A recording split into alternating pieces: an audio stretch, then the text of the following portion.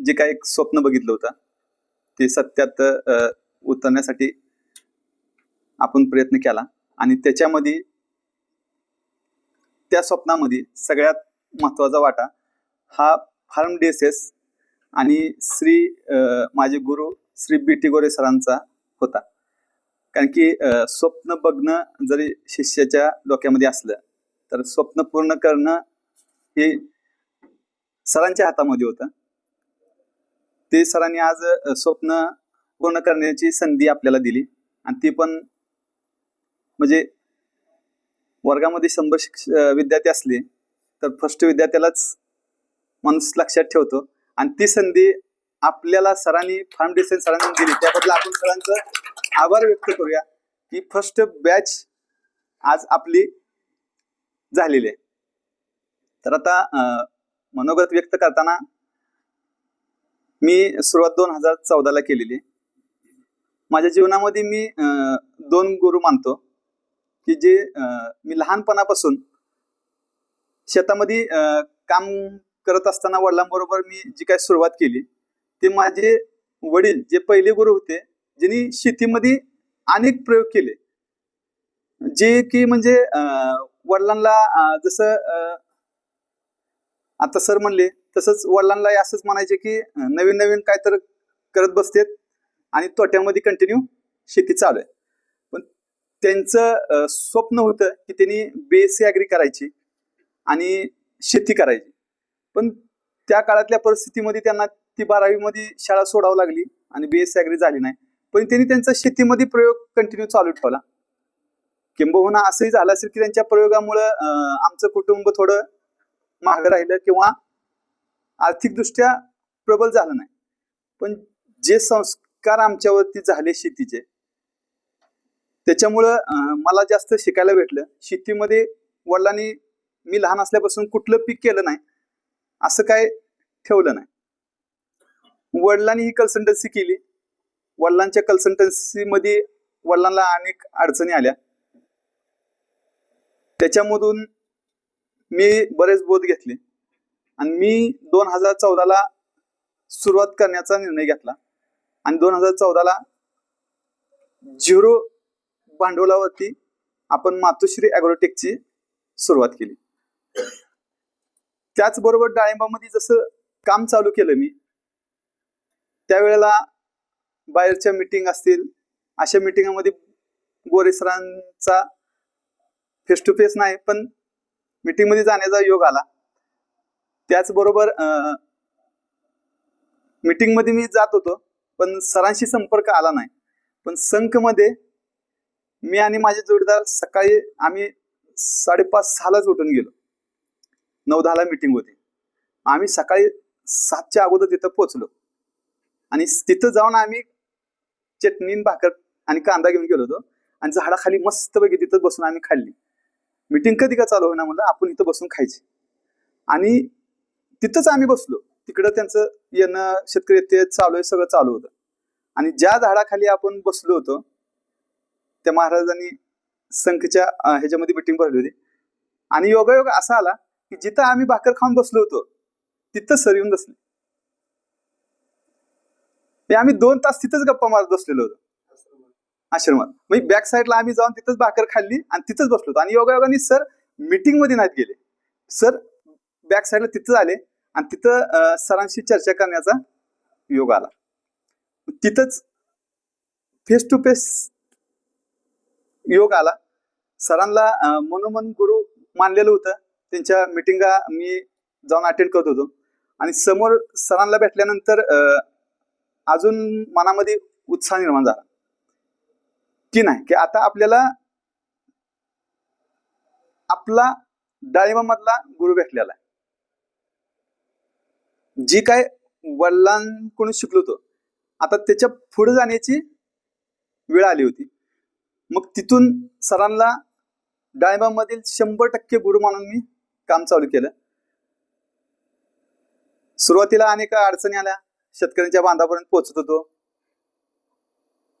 अनेक शेतकऱ्यांना तोंड देत होतो. अनेक शेतकऱ्यांचं चुकीच्याही कमेंट येत होत्या. पण मी माझं काम सोडलं नाही. सरांचे जसं जसं वेबिनार अटेंड करत गेलो त्यानंतर लॉकडाऊनचा काळ आला. लॉकडाऊन मध्ये ऑनलाईन चालू झाल्यानंतर अनेक गोष्टी जास्त शिकायला भेटल्या, ज्या पहिल्या मीटिंग मध्ये कधीच भेटल्या नाही त्या. म्हणजे बाहेरच्या पहिल्या मीटिंग व्हायच्या, वेगवेगळ्या कंपन्या व्हायच्या, बरेच भेटल्या नाही त्या. त्यानंतर 50 तासाचं सेशन झालं. मी ह्या सगळ्या गोष्टी तिथं बऱ्यापैकी शिकत गेलो. आणि मग मी ठरवलं की आपल्याला तोपर्यंत 17, 18, 19 होऊन गेलेलं होतं, आपल्याला डाळिंबामध्येच करिअर करायचं आहे. डाळिंबामध्ये करिअर करत असताना मग मला अनेक कंपन्यांच्या लोकांनी सांगितलं की सर, डाळिंब सगळं संपलंय, तुम्ही डाळिंबामध्ये करिअर करायचं म्हणताय, तुम्ही सिलेक्टिव्ह तुमचं प्लॉट आहे तेवढंच चालू राहू द्या आणि तुम्ही भाजीपाल्यामध्ये उतरा, मिरचीमध्ये उतरा, शॉर्ट टर्म पिकायची. तुम्ही डाळिंबात पिन होणं गेले, मोरोगान डाळिंब गेले, त्या उतरून तुमचा जास्त तुम्हाला वाव भेटणार नाही. पण असंच आपल्याला ज्यावेळेला आपण मनातून चांगली इच्छा असते त्यावेळेला मेंटॉर भेटत असतात. आणि एका मेंटॉरने असं सांगितलं की सर, ज्या वेळेला तुम्ही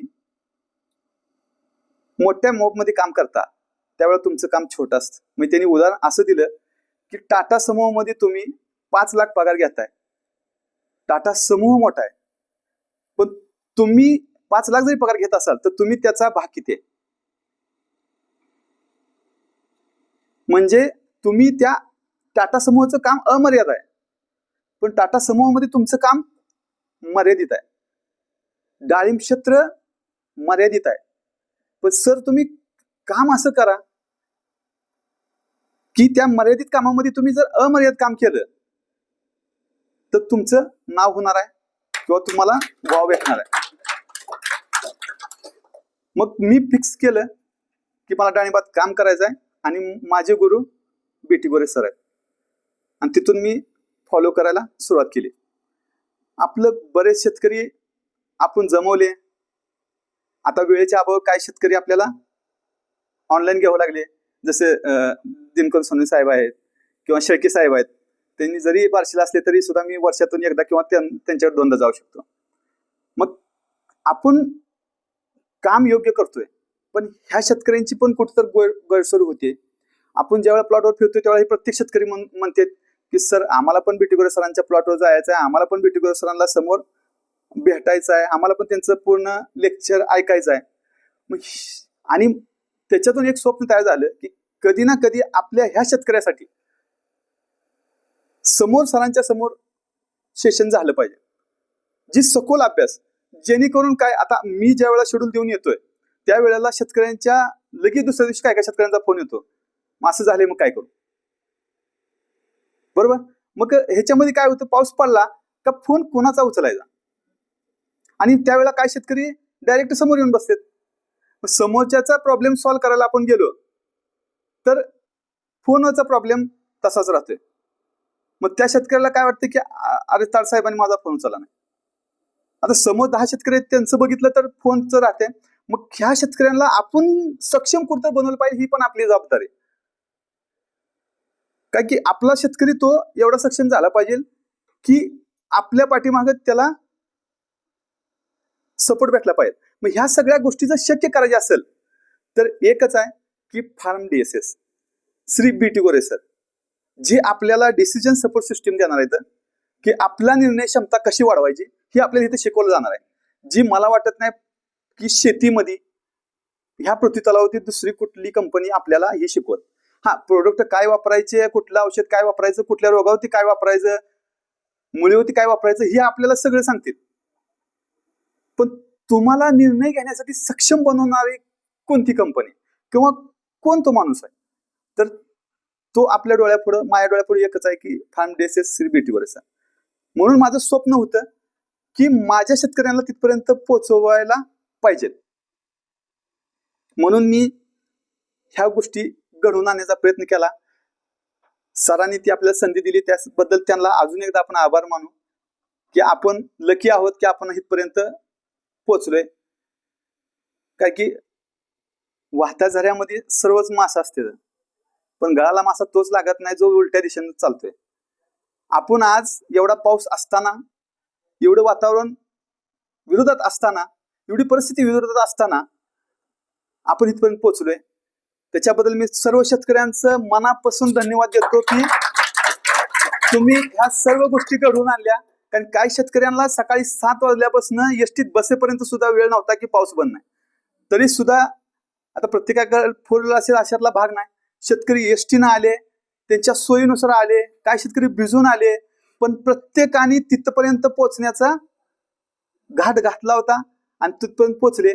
म्हणजे आपण महेश ताडसर जरी आज निमित्त असलं तर पूर्ण हा निसर्ग सुद्धा आणि ही परिस्थिती सुद्धा आपल्याला पुढे ढकलण्यात मदत करत होती. किती जरी प्रतिकूल परिस्थिती आली तरी प्रत्येकाला ती एक काय तर दैवी शक्ती होती जो योग्य ठिकाणी आपल्याला पोहोचण्यासाठी काम करत होती. आणि आपण योग्य ठिकाणी आलो आणि इथपर्यंत पोहोचलो. आणि मी कित्येक शेतकऱ्याला म्हणलं की जाताना जी भावना असणार आहे की आपण का चाललो, कशासाठी चाललो, म्हणजे प्रत्येकाच्या मनामध्ये भावना असणार की आपल्याला एवढी मोठी काम पडली ती आणि तरी पण आपण चाललोय, एवढ्या पावसात चाललोय. पण आज जाताना जी भावना आपली असणार आहे, जो क्षण आपल्या मनामध्ये असणार आहे, तो जीवनामध्ये मला वाटत नाही परत आपल्याला येणार आहे. कारण की जाताना कुठल्या शेतकऱ्याला असं वाटणार नाही की मी कमकुवत आहे किंवा मी निर्णय घ्यायला कमकुवत आहे. किंबहुना असं म्हणलं चालेल की आता ताडसाहेबांनी शेड्यूल दिलं, आता मला त्यांना विचारायची पण काही गरज नाही. काही माझी मी खंबीर आहे. किती पण पाऊस 4 दिवस येऊ द्या, 5 दिवस येऊ द्या, मध्ये काय करायचं आहे, मध्ये काय आपल्याला निर्णय घ्यायचा आहे, त्याच्यासाठी मी सक्षम आहे. म्हणजे एवढं सरांनी आपल्याला नॉलेज दिलेलं आहे. आणि अशाच पद्धतीनं मी सरांना विनंती करतो की आम्हाला समुद्रातला एक थेंबही मिळेल नाही. अशाच बॅचेस आणि असेच परत हीच शेतकरी सुद्धा आम्ही यायला तयार आहे. आणि अशाच पद्धतीनं आम्हाला इथं वारंवार नॉलेज दिलं जावं. कारण की किती जर घेतलं तरी कमीच पडणार आहे. दरवर्षी परिस्थिती बदलणार आहे. जसं की सकाळपासून एकच विषय आपला बरेच वेळा झाला की हा जो नाही का मी आहे, बरोबर. तसंच गेल्या वर्षी आपल्याला ऑक्टोबर नोव्हेंबरला वाटतं तर हा थंडी आहे का पावसाळा आहे. तशाच परिस्थिती कंटिन्यू बदलणार आहे. आणि डाळिंबाचे पैसे त्याच वेळा यांना होणार आहेत ज्या वेळा प्रतिकूल परिस्थिती आपल्याला येणार आहे. आणि त्या प्रतिकूल परिस्थितीमध्ये लढण्याचं सामर्थ्य आपल्याला इथं आल्यानंतरच भेटणार आहे. त्याच्यासाठी आपण कंटिन्यू इथं यायलाच पाहिजे. त्याचबरोबर सरांनी जे आपल्याला गिफ्ट दिले, आज कित्येक शेतकरी ऑनलाईन 5-5 हजार रुपये भरून पीपीटी साठी किंवा त्या लेक्चरसाठी पैसे भरतात. पण आज सगळ्यात मोठं आपलं गिफ्ट आहे की आपल्याला 3 बहाराच्या पीपीटी मिळणार आहे. त्यामुळं सर्व शेतकऱ्यांना माझी विनंती राहील की एकाही शेतकऱ्यानं न चुकता आत्ताच्या आत्ता आपला स्वार्थ बघा आणि आत्ताच्या आत्ता 2,500 रुपये म्हणून आपल्या पदरात जी पडलंय ती पद्धतीनं घेऊया. म्हणजे फार्म डिसेसला आपण असा चान्स पण द्यायला नका की तुमची टाइम संपलाय, उद्या तुम्हाला नाही. लगेच आपण त्या गोष्टी आपल्या पदात पाडून घेऊया. सरांचा विचार बदलण्याच्या अगोदर आपण आपल्या स्वार्थ चालू घ्या. तर धन्यवाद सर, धन्यवाद फार्म डिसेस टीम आणि धन्यवाद शेतकरी बंधूंनो की स्वप्न जरी मी बघितलं असेल तर ह्या प्रत्येक कणाकणातील प्रत्येक म्हणजे जीवसृष्टीनं ते स्वप्न पूर्ण करण्यासाठी मला ताकद दिली. आपलं हे स्वप्न पूर्ण झालं की सरांसमोर येऊन सरांबरोबर सोबत आपण बसून चर्चा केली. जरी काही अजून प्रश्न असतील तरी आपण ती अजून मीटिंग इथं येऊ आणि अजून आपण सॉल्व्ह करू. आपल्याला डाळिंब शिकायचं आहे. आपल्याला ह्या बसलेल्या प्रत्येक हॉलमधील माणसांना, प्रत्येक व्यक्तीला डाळिंबामध्येच मोठं व्हायचं आहे आणि ती आपण करूनच दाखवायचं आहे.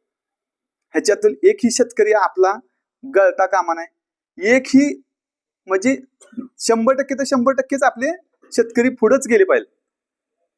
आणि त्या शेतकऱ्यांचा फायदा झाल्यानंतर जी सुख आहे ती सुख दुसऱ्या कशात नाही. कारण की बऱ्याच वेळा आपण काम करताना दररोज जी पॉझिटिव्हिटी एनर्जी मिळते त्या झाडामधनं, त्या शेतकऱ्यामधनच आपल्याला मिळते. म्हणूनच एवढं पळता येतं, एवढं सगळं करता येतं. धन्यवाद.